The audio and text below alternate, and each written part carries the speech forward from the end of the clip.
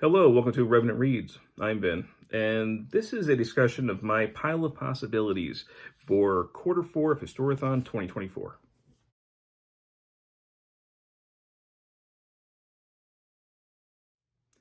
So, if you are not aware, Historathon is a year-long reading event where we read, discuss, and celebrate nonfiction history.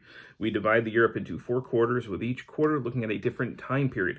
If you want to participate, all you have to do is read a nonfiction history that deals with that time period. So, quarter four is basically beginning now. Quarter four runs from October, November, December, and it looks at the years 1820 up to the present, or at least as close to the present as you can get and still have it be history. So, myself and my co-hosts, we generally make these videos where we show the things that we might read. So we call them Pile of Possibilities video. This might be a little bit more of a TBR. I'm still going to call it a Pile of Possibilities because I'm mostly just showing the ones I think I'm actually going to get to. I do have a lot of other, you can kind of see some of the books behind me over here. I just want to show the books that I'm pretty sure I'm going to get to this quarter, and then just really kind of leave myself open to just pull from the shelves if I have more time for things. I do have other things that I'm going to be reading throughout these last 3 months, so I'm going to try and wrap up my banned books reading challenge, where I'm reading the banned books that I have actually, or on these shelves over here, that were on the banned books list. When I say banned, I mean like challenge books. And I also, in November, want to read for Nonfiction November, which, obviously, if I'm reading a bunch of history books, I'm already reading a lot of nonfiction. But for Nonfiction November, I like to tackle the nonfiction books on my shelves that I don't normally read, the types of books. So one of the things I want to tackle is biographies, and especially like 20th to 21st century biographies. I don't get to that sort of thing very often. And I've got kind of a, maybe this many books wide on a shelf filled with, some popular biographies, but also some pretty obscure. And they've been on my shelves for a while, at least some of them have, and I want to use November to tackle those.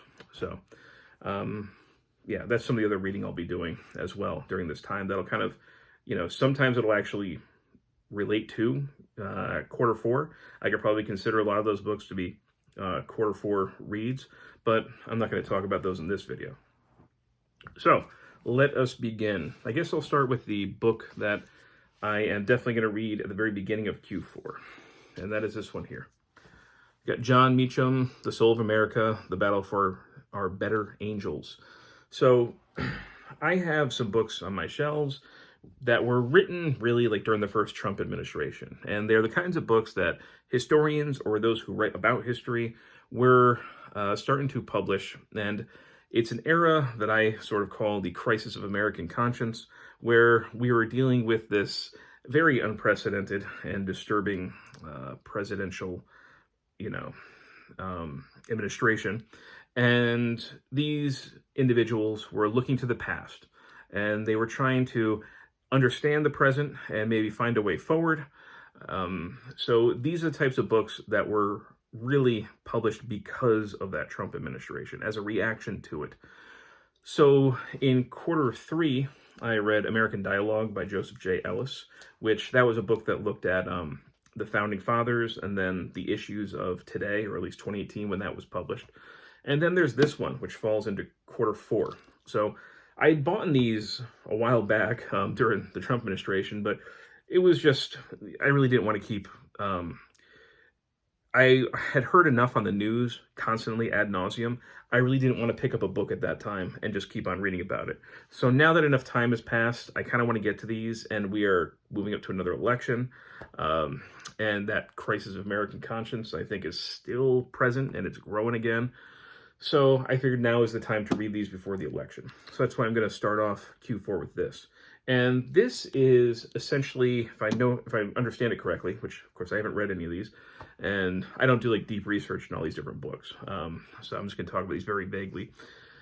I think that what Meacham does is look at especially periods in the history of the American presidency where the United States was maybe in dark times, or they were kind of sliding backwards. And we saw examples of pretty effective leadership to inspire and to move the country forward.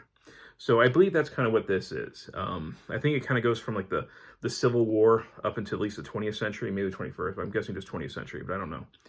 And it kind of looks at that, looks at the presidency in that context. And the impetus being that, when this was published, Meacham was considered that a dark time, and in need of a president who was maybe a little more visionary in the right way. So yeah, this is going to be the first thing I read for Q4. And I think the only book that I've read by Meacham was his book on Jefferson. I'm trying to remember if I've read another Meacham book, but I'm not entirely sure. Actually, maybe if I see a list here. I do own other Meacham books, but just out of curiosity. Yeah, The Art of Power I read. I think it's the only one that I've read so far. So this has been my second Meacham book. And another one that I know I'm going to read. I actually want to read this one in October. So after The Soul of America, in addition to that, in October, what I want to read is this. So Poe by James N. Hutchison. This is from the University Press of Mississippi, and it's a Poe biography. And it's one that I've had for a long time. I think I got this on sale from Mississippi. Was it? Yeah, University Press of Mississippi, when they had a sale one time, and I got it for a really good price. And I've always liked Poe's writings. Last year, I read a sort of Poe biography. I think it was called Men of the Crowd. It was a slim volume, but it looked at Poe and in the different cities he lived in and how those cities affected his work. And I thought that was really fascinating. And this one's been sitting on my shelf for a long time, so I thought, yeah, this would be a good October read. And I do want to finally read this. Stephen E. Ambrose, Band of Brothers. I am aware that Ambrose has had some controversies, that, at least one of his books, I think it was the one on the railroad, is riddled with errors. And I think he's also had some plagiarism issues. Nevertheless, it seems to be the consensus that his books are still fun, and there's a lot of good history that can be found in here. So I actually haven't really read Ambrose before. I also do have, you can't really see it behind me, but I do have Undaunted Courage, and I have a couple other Ambrose books. So this one I want to read especially because I do love the series, Band of Brothers. I was late to the game with it. I don't watch a lot of television. I watch a lot of series as it is, and I didn't have HBO when this thing was on. And what happened was, I think it was actually earlier this year, maybe. I was sick, and home from work, and I just kind of was on the couch, not wanting to move. And I thought, what the hell? I want to check out Band of Brothers because I heard so many good things about it, and I thought it was terrific. And then I ended up watching The Pacific and Masters of Air. I think that's what that was called. And then right around D-Day, I convinced my wife to watch Band of Brothers with me. And, it took her a little while to get into it, but she actually ended up liking it by the end. And just made me think, what, I found this used copy, so it's not the prettiest thing, but it's good enough. And I finally wanted to read it. So I don't read a ton of like World War II stuff. This is one of two that I definitely want to read this quarter for World War II. And if you don't know, this is about Easy Company in World War II, the American soldiers who were there on D-Day. They fought through, basically all the way up to, I think it was to Hitler's Eagle's Nest. So should be a really interesting read. I know a lot of people have already read this, but obviously I'm late to the game. Another World War II book that I'm going to read is this one. So Svetlana Alexievich, hopefully I'm saying that right. The Unwomanly Face of War, an oral history of women in World War II. So this was given to me by one of my good friends. He had sent this to me for Christmas, and I thought, yeah, this could be a really cool Q4 read for me.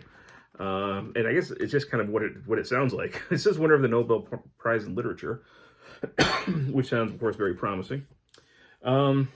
But so I'm just going to read a little bit of the back. The Unwomanly Face of War is a long-awaited English translation of Svetlana Alexievich's first book, a groundbreaking oral history of women in World War II across Europe and Russia.